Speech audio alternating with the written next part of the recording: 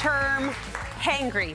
Hangry, right? We live that term. It feels like all too often. It happens when we go too long without food and we don't have time to fix it. But when you don't have access to the ideal meal or snack, then what? Today we're sharing a guide to savvy snacking anytime, any place, from family road trips to the kids' ball games. Studio 5 health contributor Miki Eberhardt says every good snack has 3 components. Say hi to Miki, everybody. Aren't they cute? I love it. It's so bright. I know. They're so happy. We're so glad they're here. You say it's really simple, that every good snack should follow a basic formula. Yes, and you know me, this is a flexible framework. We don't have hard rules. So you have carbs or fun things usually fall into the carbs group, and then we want to add protein or fat and fiber.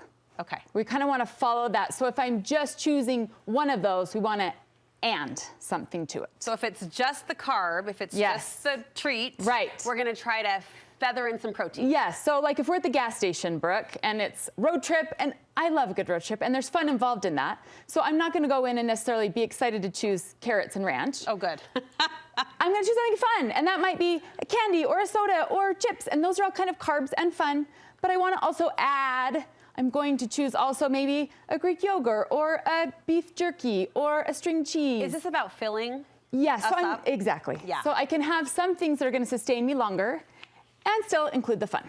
All right, next you say the hardest scenario to work with, and that is the concession stand, which you're a volleyball mom. Yes. So you find yourself near a few concession stands. Yes, and I have learned to pack my own snacks, but this is hard. And you know, the ballpark, there's some fun things about going to the concession stand. I mean, I have vivid memories as a kid doing this, and it was so fun. But in the end, we want to think through this dynamic, like what could fill this gap that could be carbs and protein and some fiber. And sometimes we're not going to get all 3 at a concession stand. So let's try and get 2. And that might be a grilled chicken sandwich or a hamburger if they're offering that, right? It could be peanuts or even popcorn, right? It's going to be carb. It's a fun. There is fiber in there too. Other things, even a hot dog. And it wouldn't be like, hey, everybody, make sure you get your hot dog today as like a top nutrition choice. But it's going to sustain you. And the point is, Brooke, I'm going to prevent the hanger so that I'm not going to overeat later. Having the sustained nourishment is important. If I'm hungry and need something to eat, is that going to slow down my metabolism? No, it's not. That's a myth. And sometimes we think that. That's why sometimes we think, oh, I can't eat late at night. Or we always want to honor and nourish our body when it's giving those cues. Well, speaking of nighttime, let's talk about the nighttime snacks, because there is that myth that you shouldn't eat after 7. You say not true. Well, it's not true, and it was founded in like good idea, which is most people aren't cooking up a plate of steamed broccoli at 10:30 at night. You're not? Well, most people. I am, of course. No. Heck no.